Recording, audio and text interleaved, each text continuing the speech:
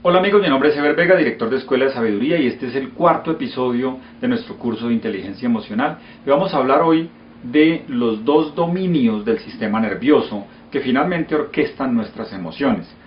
En el video pasado hablábamos del estrés y del estado de sobrevivencia que moviliza cuando entramos en estrés.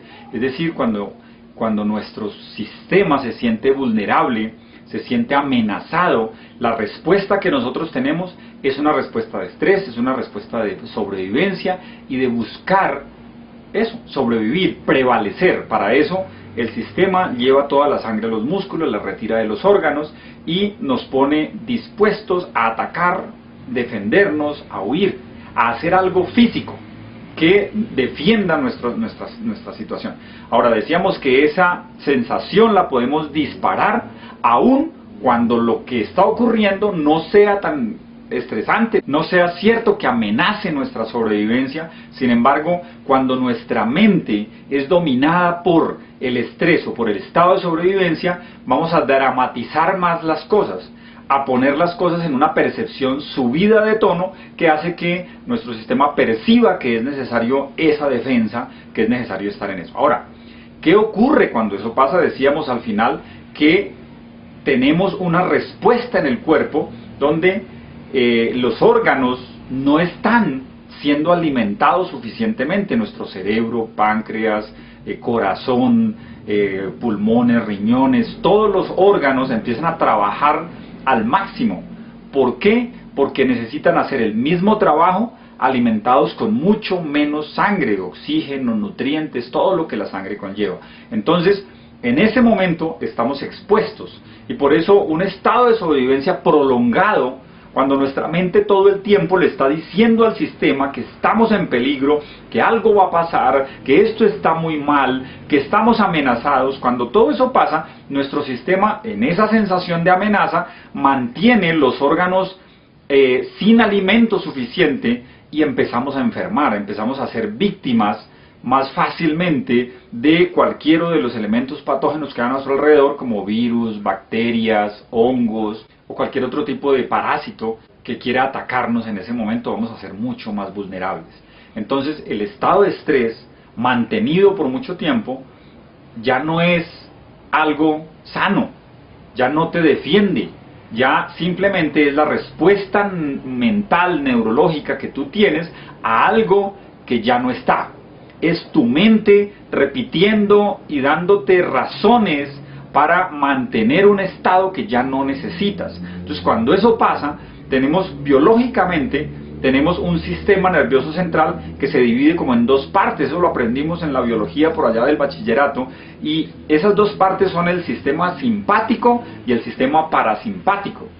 Lo curioso del asunto es que el sistema simpático para nada es simpático, porque el sistema simpático es el que predomina cuando entramos en una situación estresante, cuando entramos en una sensación de sobrevivencia y cuando cargamos nuestros músculos para defendernos, atacar o huir. Entonces, el sistema nervioso simpático toma el control del cuerpo y hace que la persona empiece a entrar en ese estado que hemos dicho de sobrevivencia. ¿Cuál es el estado contrario? Cuando domina el otro sistema, que es el sistema parasimpático, vamos a tener unas sensaciones totalmente distintas. Vamos a activar la objetividad, la creatividad, el ingenio, el lenguaje, la profundización en las cosas. Vamos a estar mucho más fluidos.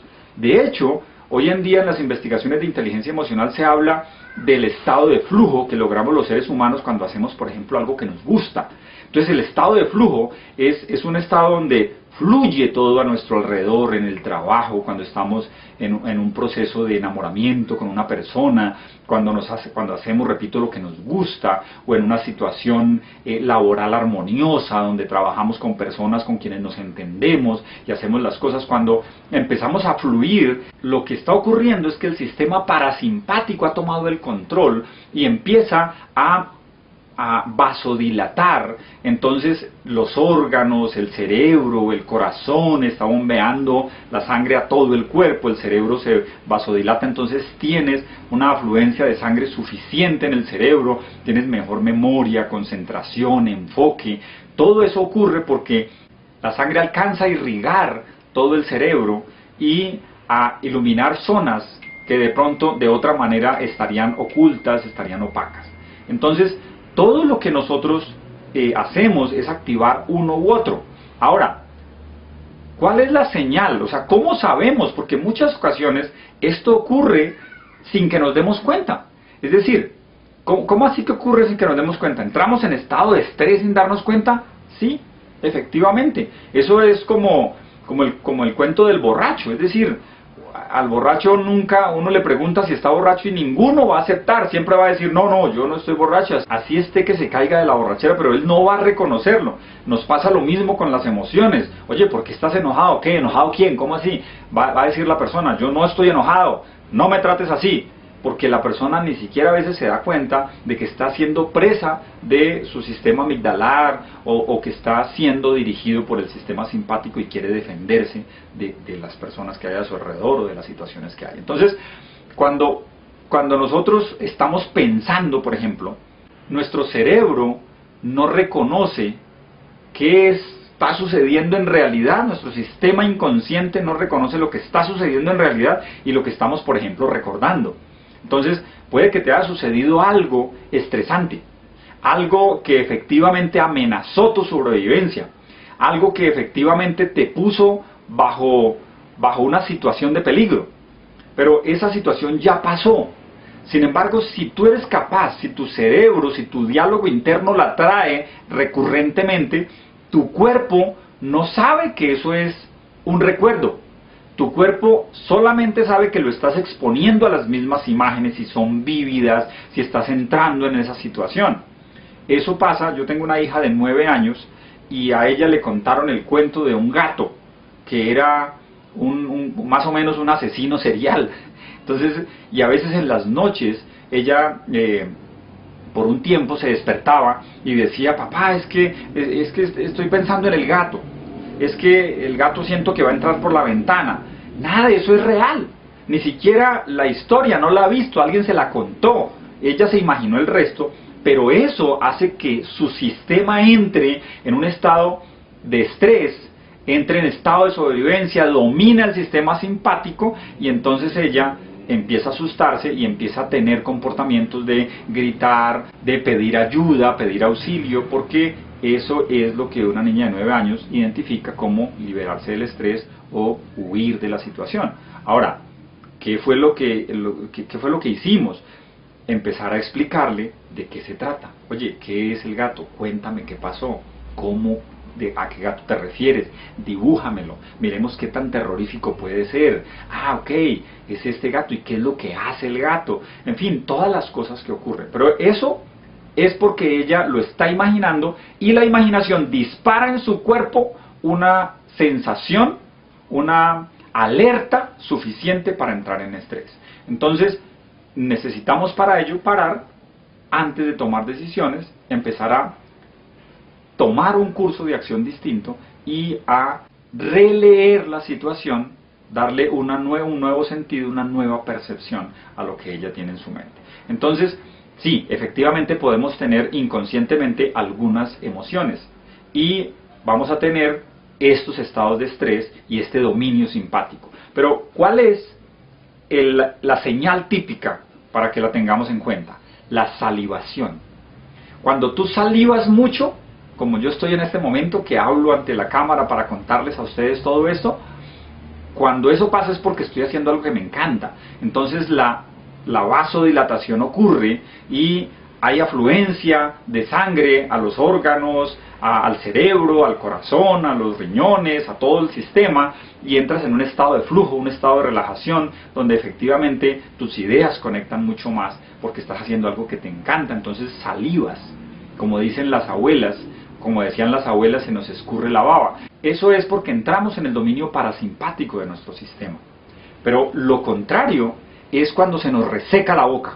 La boca se seca totalmente y empezamos a sentir los labios incluso cuarteados, nos cuesta dificultad tragar, hablar se vuelve más difícil porque entonces entramos en la vasoconstricción, los músculos empiezan a recibir más sangre, los órganos a no tenerla, el cerebro empieza a trabajar a marchas un poco más forzadas, el corazón bombea mucho más rápido porque necesita la misma cantidad de sangre en todo el cuerpo, pero tiene menos porque se ha constreñido las arterias, las venas, y no fluye de la misma manera. Esa es la señal inequívoca de que estás entrando en estrés. Así, en ese momento tú ni siquiera te des cuenta o no percibas una señal de alerta. Cuando entres en ese momento, cuando tu boca se seque, como decía alguien, que escupo balas, que la saliva que sale es una saliva gruesa, seca, espesa, allí estás en un estado de sobrevivencia, y en ese momento tu dominio es totalmente simpático, es decir, que estás en un estado de estrés, y allí es el momento de parar. Oye, para antes de hablar, para antes de decidir, para antes de actuar. Si eso está sucediendo en un grupo de trabajo, proponles parar, porque si hay alguien que esté así, es necesario que paremos, es necesario que nos demos un momento, que respiremos, miremos las cosas desde otro punto de vista y volvamos nuevamente a cuando hayamos encontrado un estado de flujo, cuando las emociones hayan bajado y cuando nuestro sistema nuevamente esté dispuesto a escuchar, a hablar y a llegar a acuerdos. En el próximo video vamos a ver una herramienta para pasar de un estado al otro, para parar el estado de sobrevivencia y activar nuevamente el estado de creación, el estado de flujo, un estado mucho más creativo, mucho más fluido, tranquilo y agradable. Muchas gracias.